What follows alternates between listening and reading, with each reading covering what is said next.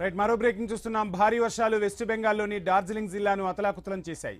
నదులు ఉప్పొంగాయి, కొండ చర్యలు విరిగిపడ్డాయి, ప్రాణాలు పోయాయి. కుండపోత వానల కారణంగా కొండ చర్యలు విరిగిపడిన ఘటనలో మృతుల సంఖ్య 17కు చేరింది. మృతుల్లో చిన్నారులు కూడా ఉన్నారు. ఘటనా స్థలాల్లో భద్రతా బలగాలు సహాయక చర్యలను ముమ్మరం చేశాయి.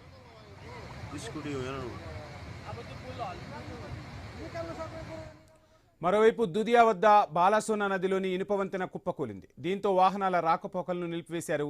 ఇది సిలిగుడి, మారిక్ను అనుసంధానిస్తోంది. ఇక కలింపాంగ్ జిల్లాలో భారీ వర్షాల కారణంగా పరిస్థితి దారుణంగా మారిపోయింది. 717 జాతీయ రహదారిపై కొండ చర్యలు విరిగిపడ్డాయి. సిక్కిం సిలిగుడి మార్గం మూతపడింది. కుంభవృష్టి వర్షాలతో సహాయక చర్యలకు తీవ్ర ఆటంకం కలుగుతోంది.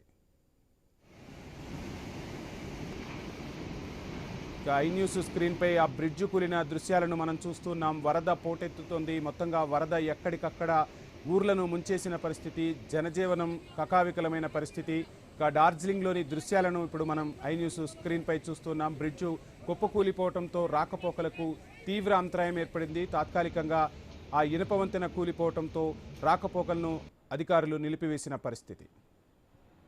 ఇక తీస్తా మాల్ పర్వత ప్రాంత నదులు ప్రమాదకరంగా ప్రవహిస్తున్నాయన్నారు. భూటాన్లో భారీ వర్షాలతో బెంగాల్కు ఆకస్మిక వరదలు వచ్చే అవకాశం ఉందని అధికారులు తెలిపారు. ప్రజలందరూ సురక్షిత ప్రాంతాలకు తరలి వెళ్లాలని సూచిస్తున్నారు. వర్షాలు తగ్గుముఖం పట్టే వరకు డార్జిలింగ్లోని పర్యాటక ప్రదేశాలను తాత్కాలికంగా మూసివేస్తున్నట్లు అధికారులు స్పష్టం చేశారు.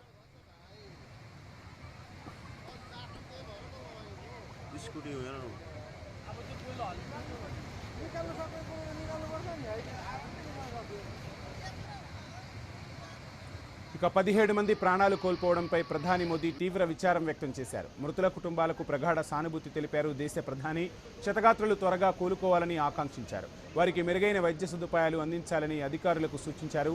భారీ వర్షాల దృష్ట్యా డార్జిలింగ్ ప్రాంతంలోని పరిస్థితిని నిశితంగా పరిశీలిస్తున్నట్లు తెలిపారు ప్రధాని మోదీ.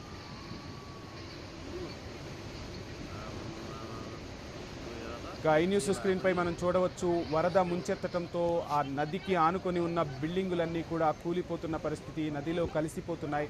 అక్కడ జనజీవనం స్తంభించింది. జనం అతలాకుతలమవుతున్న పరిస్థితి. వరద నీరు ఊర్లను తుడిచిపెట్టుకుపోతున్న దృశ్యాలైతే స్క్రీన్ పై కనిపిస్తున్నాయి.